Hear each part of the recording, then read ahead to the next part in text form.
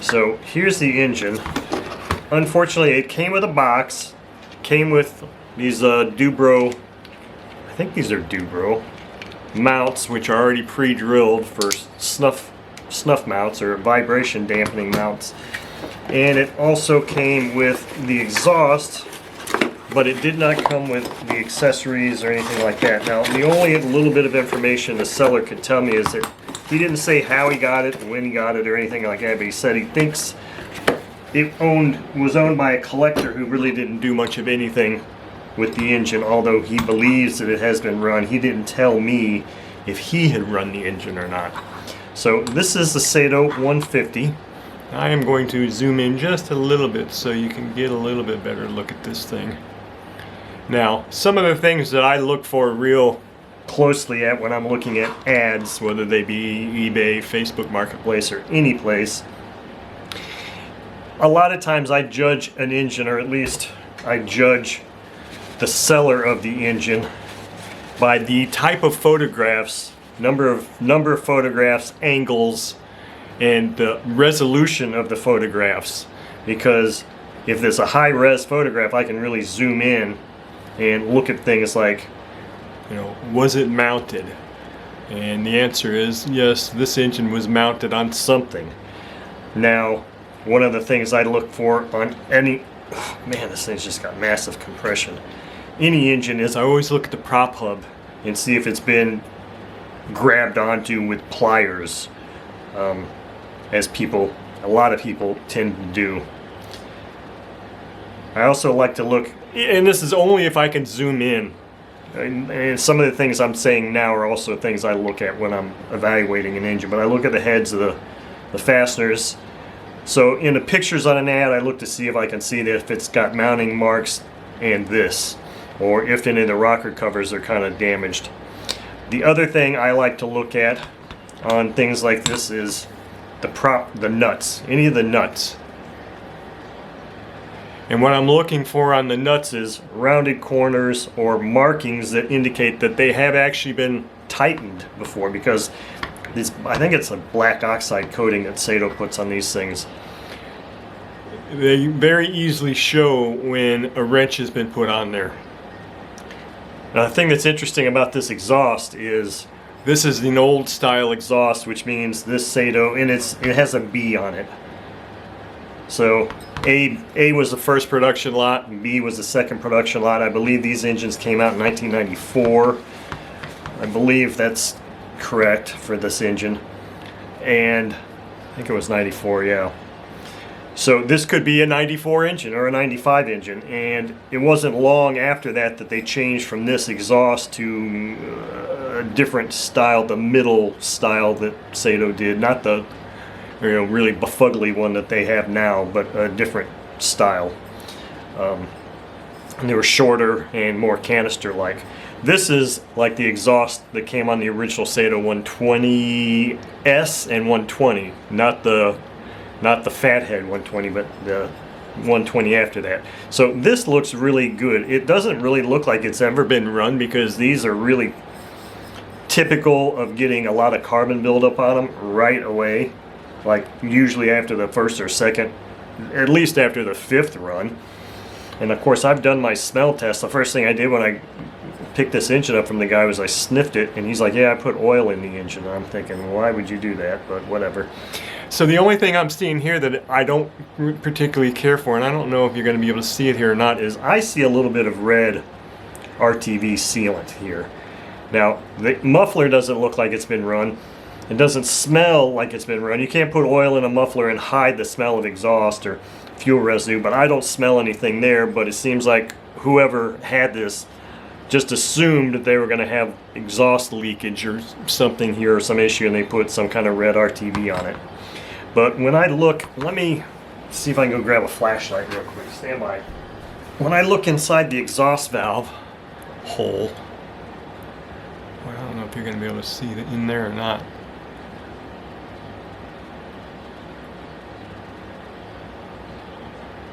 I think I got a decent angle there.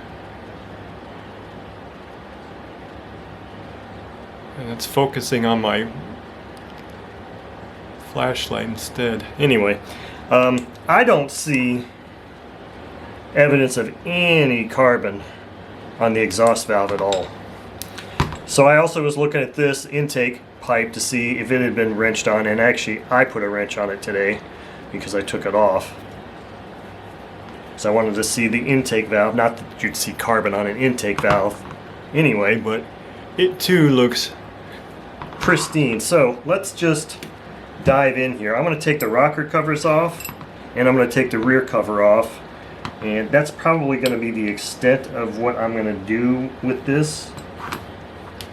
Like I said, this is very possibly just going to be a flipper, but there's also a good chance, because I love running engines, that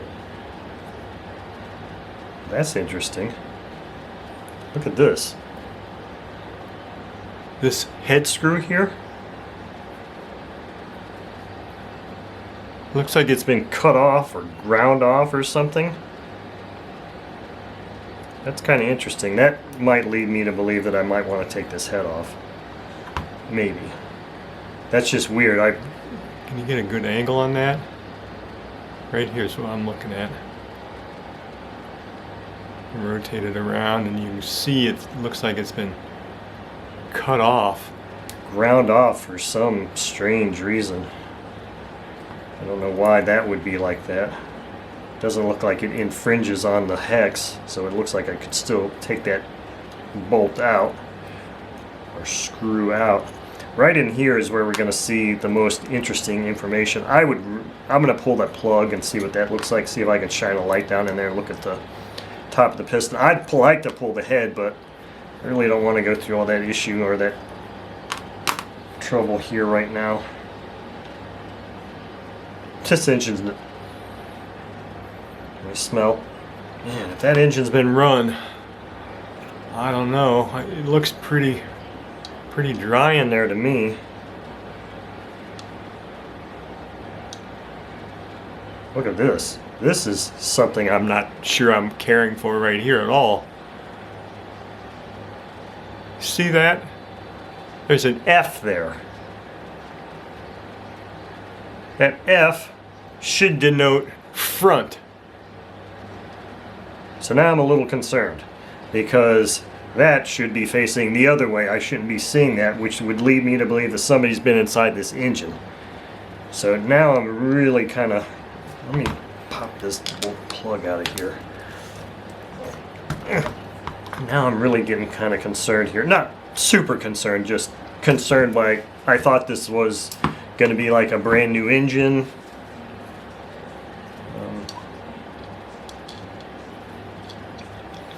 Pull the rocker covers off too.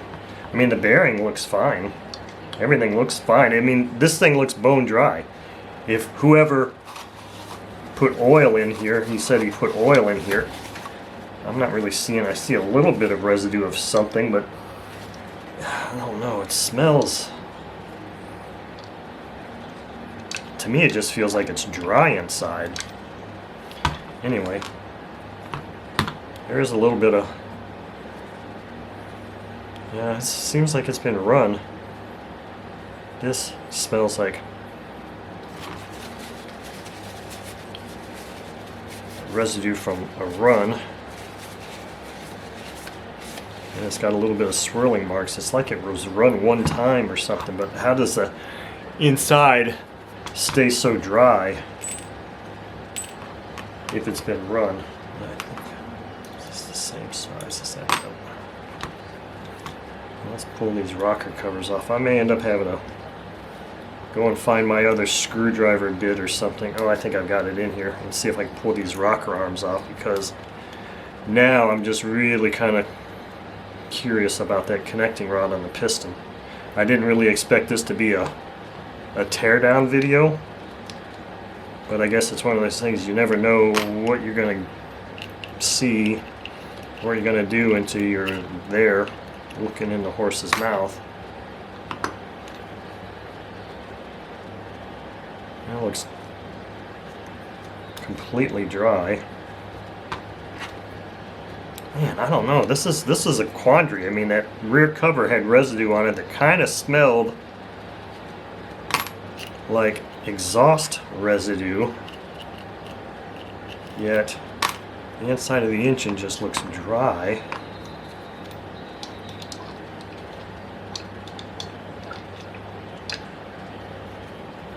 I'm just not feeling anything there at all. Okay, now let's see about this. It's not going to be the right size. I'm going to have to see if I can loosen this thing up here.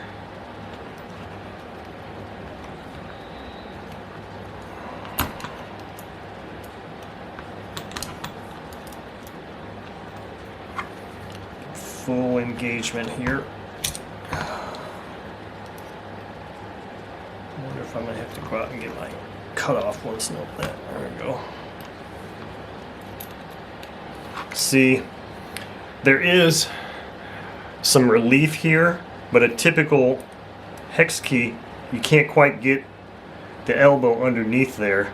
You really have to try and push down to make sure you get full engagement. That's why I've got one that's cut off just a bit, so that on these, and it's cut off specifically for Saito engines, so that I can get up under that and be perfectly square in the fastener.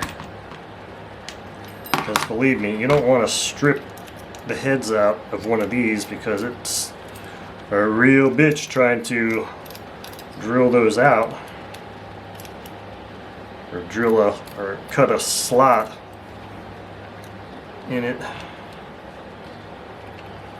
And I'm not going to take the timing cover off, so I'm not going to have to worry about retiming the engine. Shoot. One of the things I do want to do though is I want to see if I can get these roller pins out, rocker arm pins out first before I go any further here.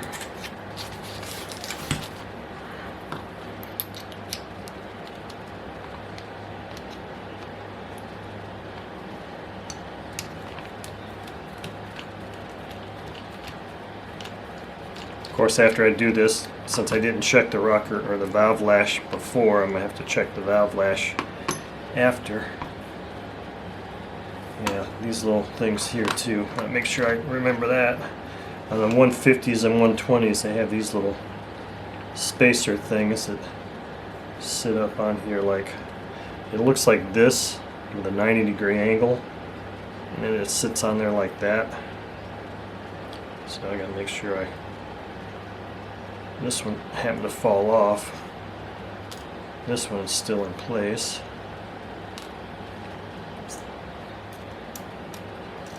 I mean, I don't think there's anything wrong with this engine. That's not why I'm doing this. I just doesn't seem right to me that that F would be facing the rear, when I believe from all the engines I've opened before like this, that should denote the front, and it looks like it's chamfered facing out too, and that chamfer should be facing in, the beveled part of the connecting rod.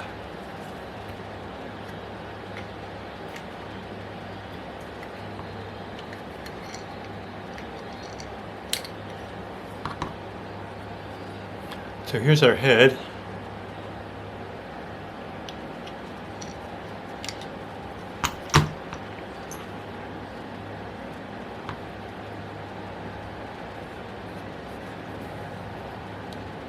It has a oily something on it. Make sure I don't lose my wrist pin retainers there. See? You can clearly see here it says F. That should either mean Forward or front, and I don't know. I can clearly see it. there's a bevel there on this. Is this bushed? No, this isn't bushed. This side doesn't have a bevel. This side has a bevel. So somebody's had this engine apart. Saito would not make a mistake like that. By far, they would not do that. So this just feels dry. I'm gonna really put some oil in here.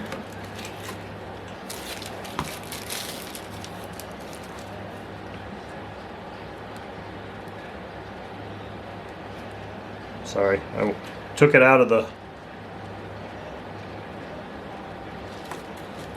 This is always a little tougher to get oil to get in that front bearing, because I'm not planning on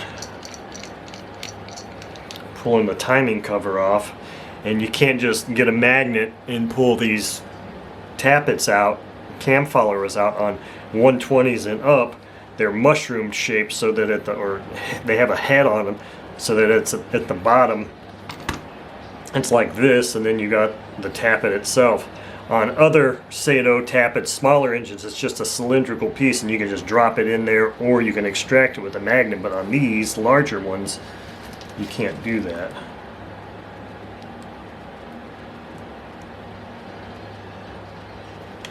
So I'm just kind of trying to drizzle oil around this prop hub, hoping that oil gets into that front bearing.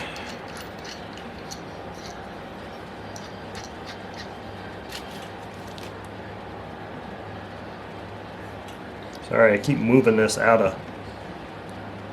of frame. I don't intend to do that. It's just I get all worked up here and get busy.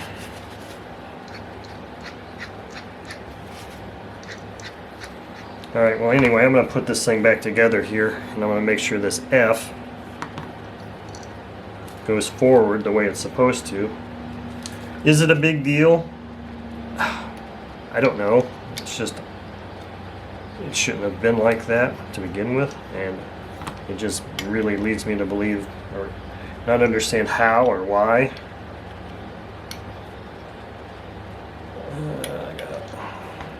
You know what I think I'm going to do? I'm going to put this piston in here first.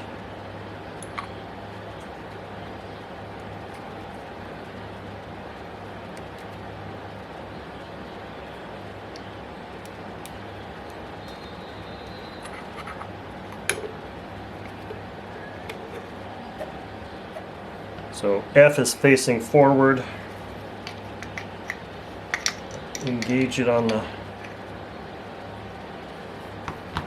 crankshaft. Rotate crankshaft. Push rod tubes to go into these boots.